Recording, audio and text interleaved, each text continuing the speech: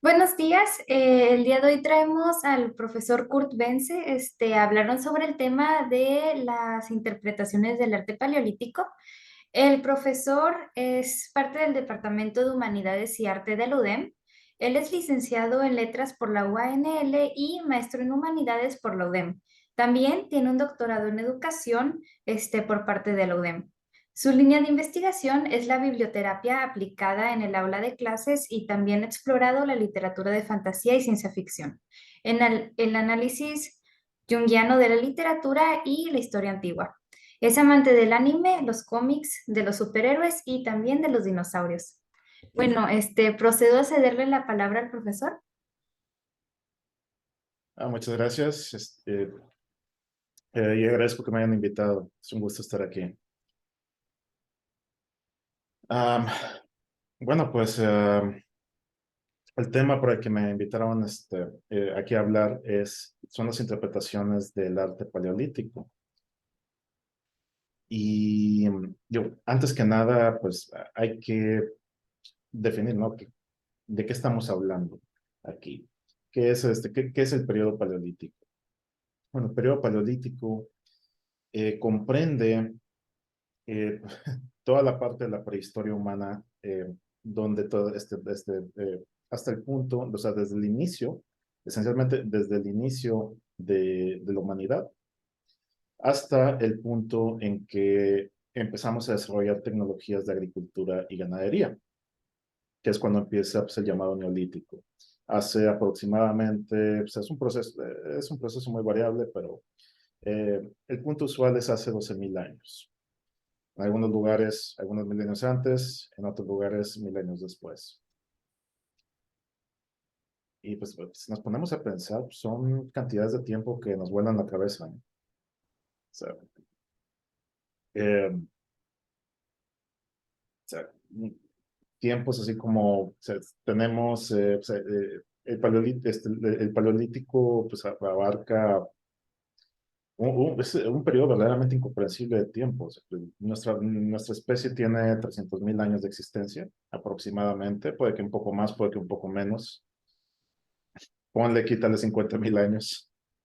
Eh, es muy difícil saberlo.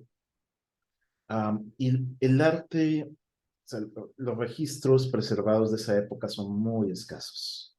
Son muy escasos porque el tiempo simplemente lo destruye. Um, digo, buena parte de este periodo está en un absoluto misterio, por esto mismo. Eh, También son periodos donde nuestra especie convivió con otras especies de Homo, pues convivió con los neandertales de manera más famosa en Europa, en el Cercano Oriente, convivió con los denisovanos en Asia, y también se han descubierto otras especies como el hombre de flores, como el hombre de Luzón también. Y esos son solamente los que conocemos. Puede que haya por ahí otras que todavía no descubrimos. Ah, entonces, la gran interrogante es, ¿qué es lo que hacía el ser humano en aquel entonces? Aparte de tratar de sobrevivir en pequeños clanes como cazadores-recolectores, ¿cómo era su cultura, cómo era su lenguaje, cómo era su religión? No tenemos la menor idea. Eh, y el arte paleolítico, lo que queda de él, más que nada, pues han sido pequeños objetos, o sea, arte portátil, eh, piedritas talladas, eh, algunos otros instrumentos tallados en marfil, tallados en piedra, tallados en huesos, eh, cuentas hechas con conchas, este tipo de cosas. Y también tenemos el llamado arte parietal, que es el arte de las paredes. Y es el que encontramos en las famosas cuevas. Y pues la parte chistosa es que eh, digo, son muy pocas cuevas en las que estas pinturas o este tipo de arte se ha preservado, porque es perecedero. Y solamente el ambiente autocontenido de las cuevas es lo que los ha preservado durante decenas de miles de años, en algunos casos. Pero sabemos que, o sea, tenemos este estereotipo de que nuestros antepasados vivían en cuevas, que eran cavernícolas. Eh, no realmente. O sea, sabemos que algunas cuevas muy probablemente eran usadas como refugios, pero ellos, o sea, mayormente vivían en el exterior. Y es razonable pensar que la mayor parte del arte que producían era en el exterior. Y es arte completamente perdido, por lo mismo, porque ha estado expuesto a los elementos. Um, y pues nos ha fascinado mucho estas llamadas pinturas rupestres, el arte parietal que hemos encontrado dentro de las cuevas. Y la pregunta, digo, este es un tipo de arte que de hecho solo se descubrió recientemente, se descubrió, o más bien se identificó como arte del periodo paleolítico a finales del siglo XIX y no fue aceptado por la mayoría de los académicos hasta principios del siglo XX. Entonces, el estudio de estas cuevas probablemente es bastante joven, tiene un poquito más de un siglo. Mm.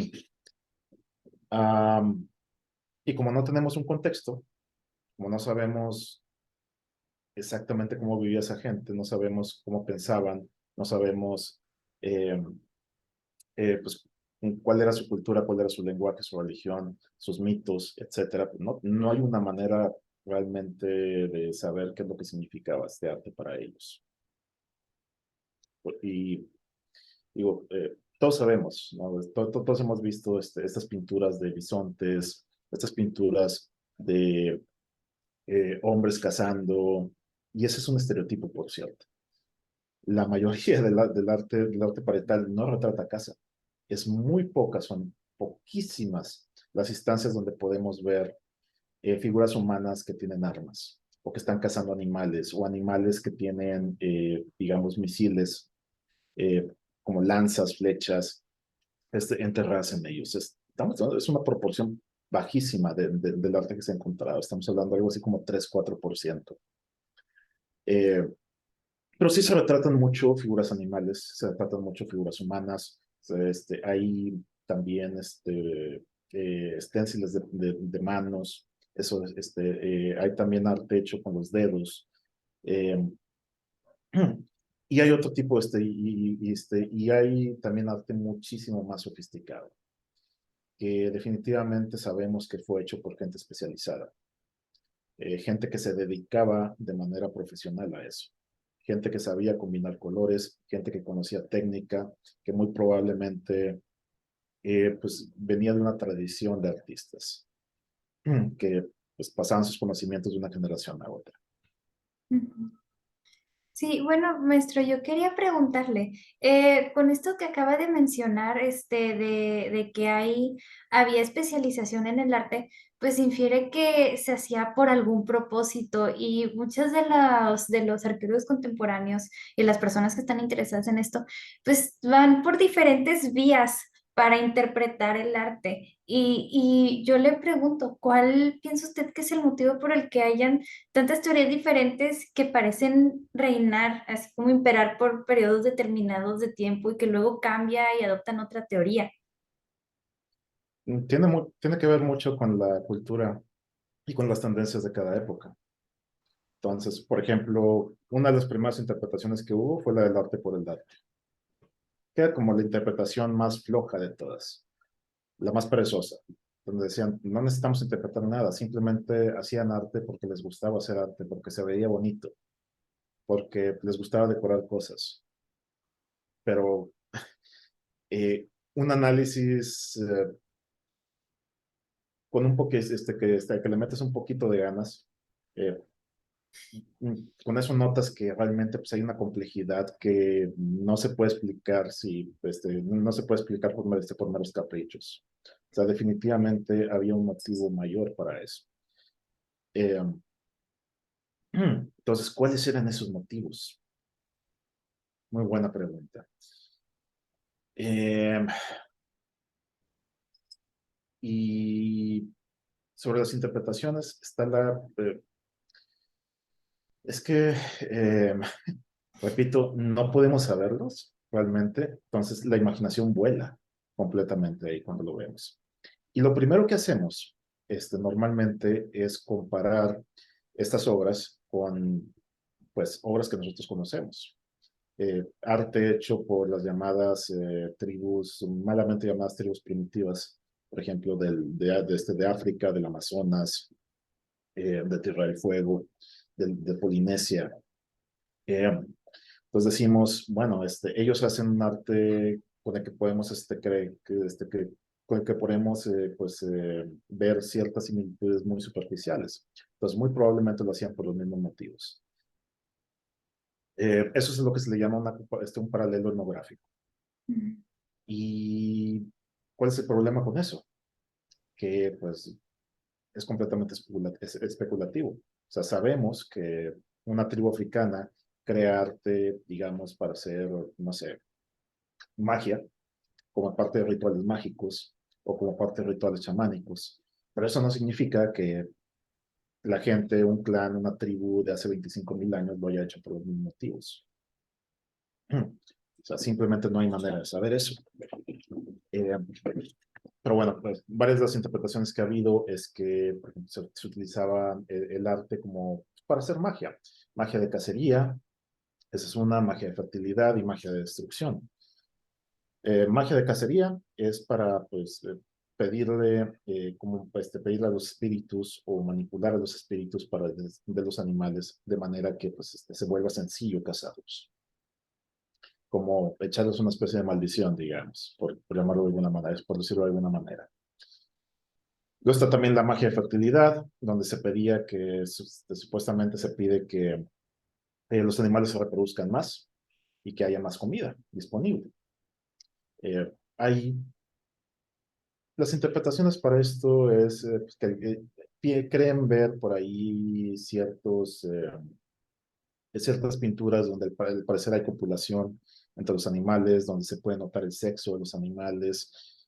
Repito, son muy, muy pocas esas instancias donde se puede ver el sexo de los animales. Y esas interpretaciones tienden a ser demasiado subjetivas. O sea, realmente unos dicen, pues podemos ver ahí el sexo de tal animal. A lo mejor te lo estás imaginando, la verdad. O sea, es que no se puede, eso no se puede ver con seguridad.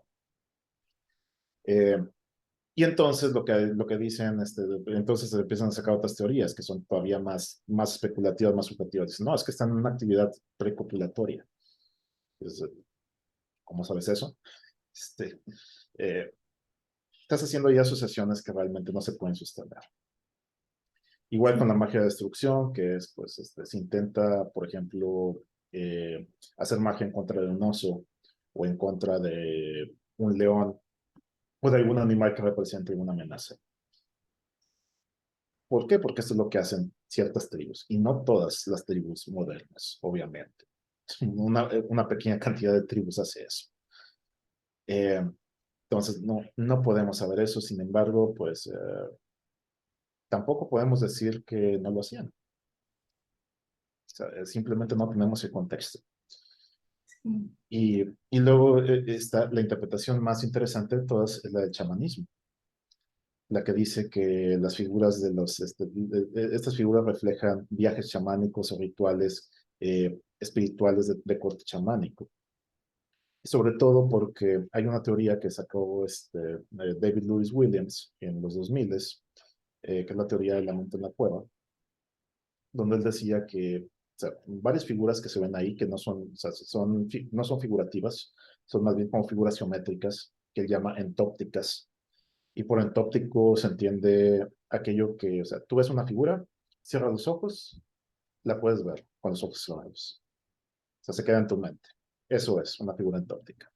Entonces ellos decían, empezamos con esta figura entóptica y en el viaje chamánico se producen varias etapas donde esta figura entóptica empieza a transformarse en figuras más familiares y finalmente pues se termina alucinando lo que se ve en la obra de arte.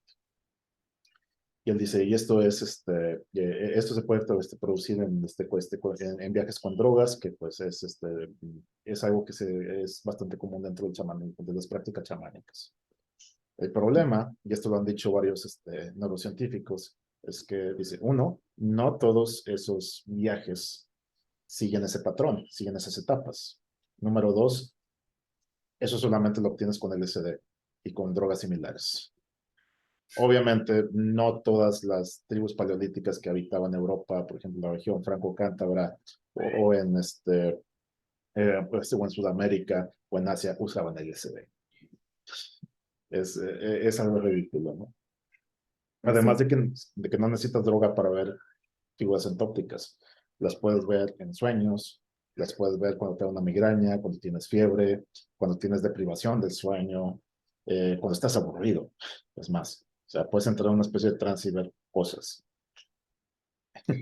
Sí, de hecho, de algo así me había compartido aquí mi compañera Anaís, que estudia licenciatura en letras conmigo, de cuando cerraba los ojos que veía pues cositas de colores neón y pues a mí no me sucede, entonces entablamos una conversación algo interesante. No sé si mi compañera Anaís tenga alguna pregunta que hacerle.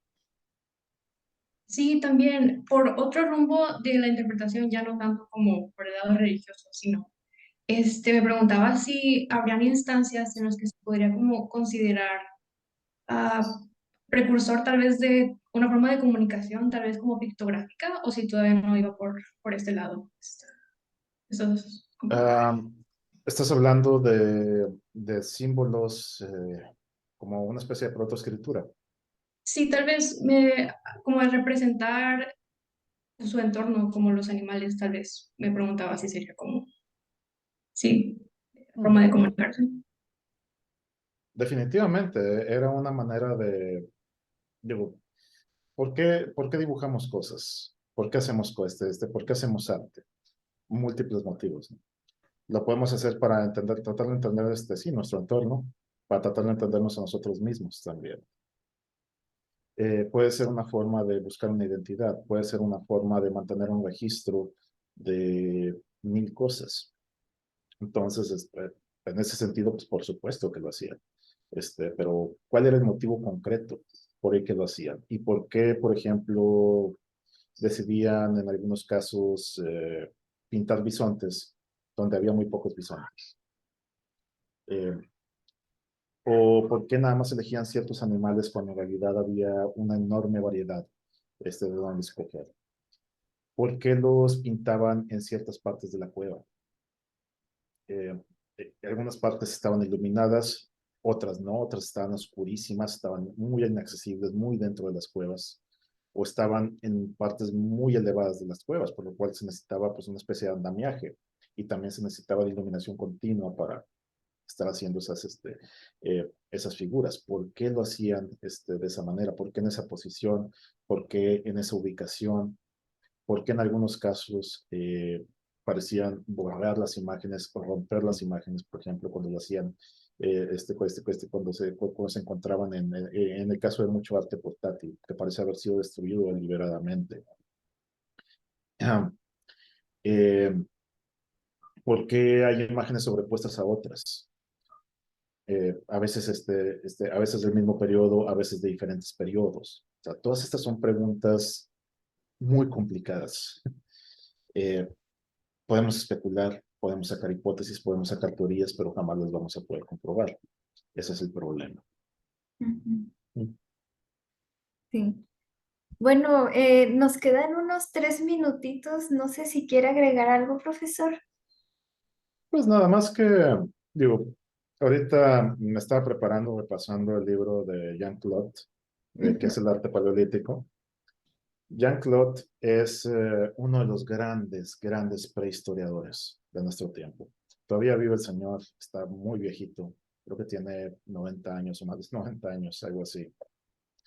Eh, y en este libro, él se la pasa haciendo, él trata de interpretar el arte paralítico, qué es lo que significa para él. Y recurre a un montón de paralelos etnográficos, pero lo hace desde una posición bastante consciente, autoconsciente. Él sabe que esto no es comprobable, ujú. pero es lo que él siente que es que es auténtico, que es real. Y es un libro bellísimo, honestamente. Él incluso le pide a chamanes vivos que le digan qué es lo que ellos interpretan, qué es lo que ellos ven en esas figuras. Y los chamanes se ponen a contarle historias fantásticas, maravillosas, donde hablan de una continuidad que no se ha roto a lo largo de milenios. Eh, Sin embargo, pues no dejan de ser meras historias. O sea, no es algo científico, es algo que se siente simplemente. Ahora, lo que sí podemos saber con seguridad es que había significación religiosa en muchos de estos casos, definitivamente. Eh, y de hecho, lo dice Jean-Claude, entrando a ciertas cuevas, ciertos lugares, por ejemplo, a esta cueva famosísima en Cantabria, que es la cueva de Monte Castillo, decía, se siente una aura sagrada, se siente una vibra sagrada aquí. Y si ven fotos, tiene un aire como catedralicio el lugar. Ahora, ¿por qué querrían también la gente meterse en lugares muy inaccesibles, incluso peligrosos de la cueva? ¿Por qué querrían hacer arte ahí? ¿Por qué querrían tener reuniones más o menos numerosas ahí? Muy probablemente por una cuestión ritual, por una cuestión religiosa. ¿Exactamente qué significaba eso? Esa es la pregunta. Ujú. Sí, bueno, profesor, a mí en especial me parece interesante este tema justo por el componente de que uno puede imaginar muchas cosas, a pesar de pues la clara desventaja de que no se puede uno asegurar de nada. Y al menos a mí me pareció muy nutritiva esta charla. Muchas gracias por habernos pues prestado su presencia para esta grabación de Apolíneos. Y bueno, muchas gracias, ahí tal. Gracias a ustedes. Ujú. Ujú. Por acompañarnos. ¿Verdad? Muchas gracias por acompañarnos y fue muy, muy interesante este tema. Sí, Muchas bueno. gracias. Ahí hasta la próxima. Bye.